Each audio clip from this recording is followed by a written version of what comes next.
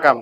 இந்த பதிவில் நம்ம பார்க்க இருக்கிறது கடகலக்கு நண்பர்களுக்கு குரு பயிற்சி பலன்கள் 2024 மே மாதத்தில் மேஷராசியிலிருந்து ரிஷபராசிக்கு மாறக்கூடிய குரு பகவான் நம்முடைய கடகத்துக்கு லாபஸ்தானத்துக்கு வருகிறார்.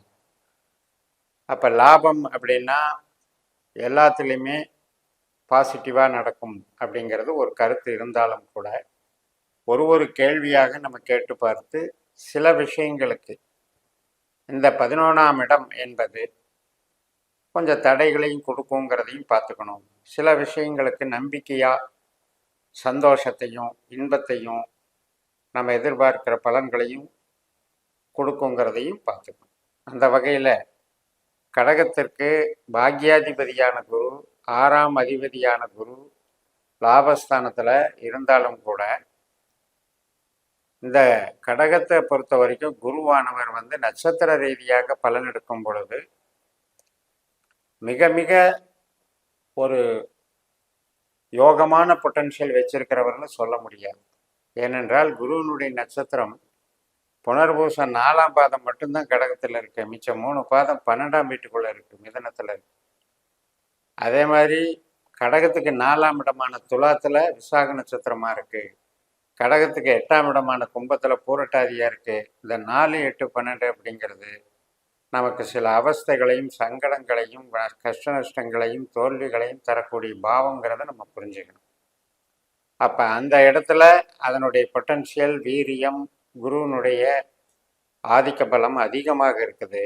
ஆனால் இப்போ 11ஆம் இடத்துல குரு இருக்கிறது இந்த கெட்ட பாவங்களுக்கு கெட்ட பாவமாக இருக்கிறதுனால அது மைனஸ் இன்ட்டு மைனஸ் ப்ளஸ்ஸாக வேலை செய்யும். அப்போ என்ன நடக்கும்? கெட்டது நடக்காது. கெட்ட ஆற்றலை குரு தர்றதுக்கு வழி இல்லை, அதனால நன்மை தருவார். அப்போ குரு நமக்கு சந்தோஷம், நம்ம ஊக்கம், நம்மளுடைய சுறுசுறுப்பு, எதையுமே ஒரு தைரியமாக தன்னம்பிக்கையோடு செய்யக்கூடிய குணாதிசயம், இதையெல்லாம் உறுதிப்படுத்துவார்.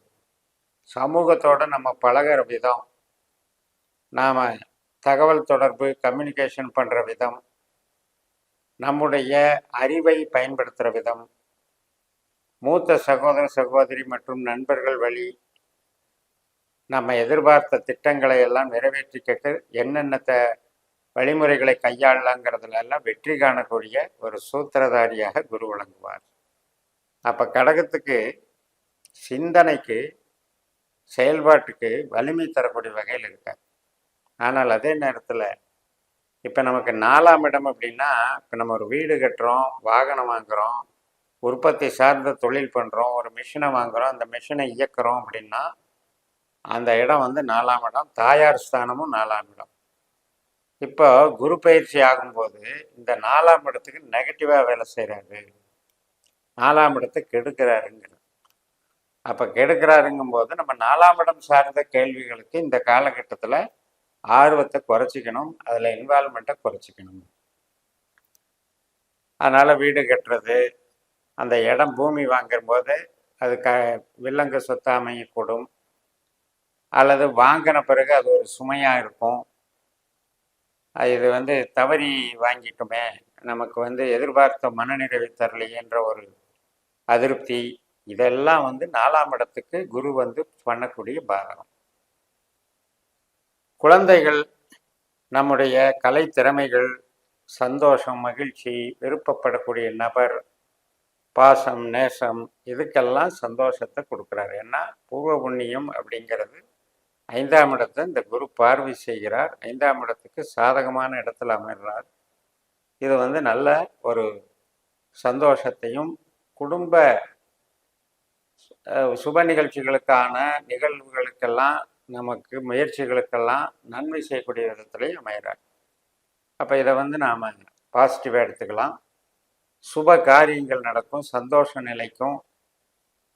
அதே போல் கம்யூனிகேஷன் லைனில் இருக்கவங்க, கலைப்படைப்புகளை செய்கிறவங்க, செய்தி விளம்பரத்துறையில் இருக்கவங்க, கமிஷன் துறை கன்சல்டிங் துறையில் இருக்கவங்க, நீதித்துறை சட்டத்துறை பேங்கிங் துறையில் இருக்கவங்க, இது எல்லாத்துக்குமே அந்த மூளை உழைப்பு சார்ந்த ஸ்மார்ட் ஒர்க் பண்ணுறவங்களுக்கெல்லாம் ஒரு நல்ல பூஸ்டப்பை கொடுக்குது, நல்ல வளர்ச்சியை கொடுக்குது.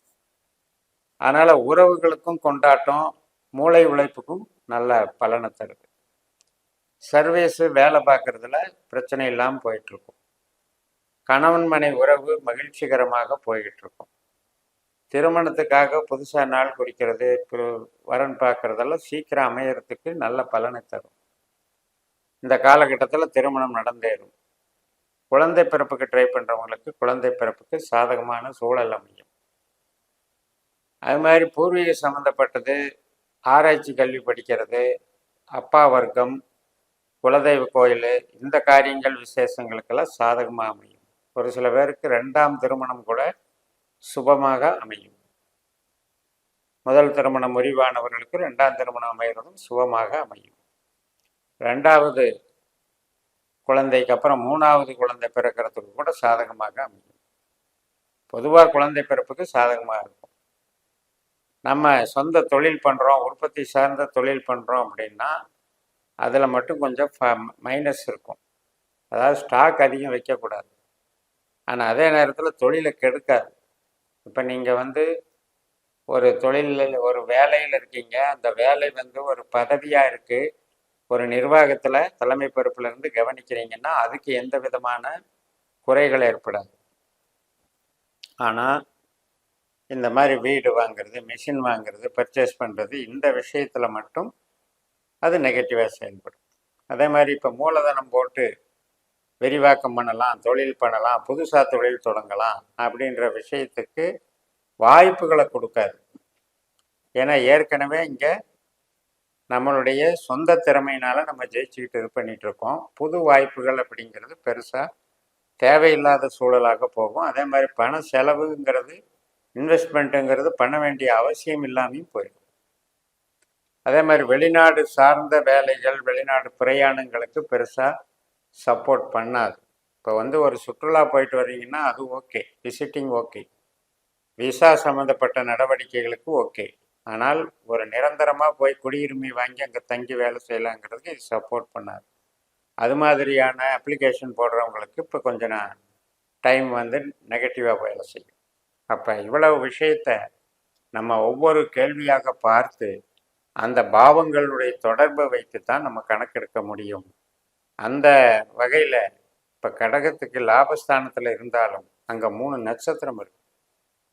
சூரியனுடைய கார்த்திகை நட்சத்திரத்தில் போகும்போது பண வரவு நிலையாக இருக்கும், நம்முடைய பேச்சுக்கு மதிப்பு இருக்கும், குடும்ப நலம் சீர்படும், மன மகிழ்ச்சி உண்டாகும். அதே சந்திரனுடைய நட்சத்திரத்தில் போகும்போது சுயபலம் அதிகரிக்கும், அறிவு பிரகாசம் விலாசமாக இருக்கும், அதிகமான திறமைகள் நம்மகிட்ட வெளிப்படும், அதற்கு அங்கீகாரமும் கிடைக்கும். அதே செவ்வாயினுடைய மிருகசிரீஷ நட்சத்திரத்தில் குரு போகும்போது நம்முடைய குழந்தைகள் நலம், நமக்கு ப்ரொமோஷன், இதுக்கான ஒரு டெவலப்மெண்ட்டு இன்றைக்கி நல்லா இருக்கும். அப்போ ஒரு 12 மாதம் ஒரு குரு ட்ராவல் பண்ணுறாருன்னா எந்த நட்சத்திரத்தின் வழியாக போகிறாருங்கிறது நம்ம பார்க்கணும். இதே மாதிரி தான் நம்ம ஜனன ஜாதகத்திலையும் குரு என்பவர் நமக்கு யார், நாம் பிறந்த ஜனன ஜாதகத்திற்கு குரு என்பவர் எந்த பாவத்திற்கு அதிகாரியாக வருகிறார் என்பதை நம்ம பாஸ்கர் ஆஸ்ட்ராலஜியில் நம்ம உப நட்சத்திர கணக்கு கால்குலேஷனை எடுக்கணும். அப்படியும் தொடர்பு படுத்தி, இந்த நட்சத்திரங்களையும் தொடர்பு படுத்தி, இந்த பாவ ரீதியாக இந்த கேள்விகளுக்கும் நாம் விடை எடுப்பது தான் இது இந்த நட்சத்திர சூத்திர முறை ஜோதிடம் என்று கூறி நிறைவு செய்கிறேன். இந்த சேனலை சப்ஸ்கிரைப் பண்ணி ஷேர் பண்ணுங்கள். உங்கள் தனிப்பட்ட ஜாதக பலாபலன்களை என்னுடைய வாட்ஸ்அப் நம்பரில் தொடர்பு கொண்டு பலன் பெறுங்கள். உங்களிடமிருந்து விடைபெறுகிறேன். உங்கள் JMS. நன்றி, வணக்கம்.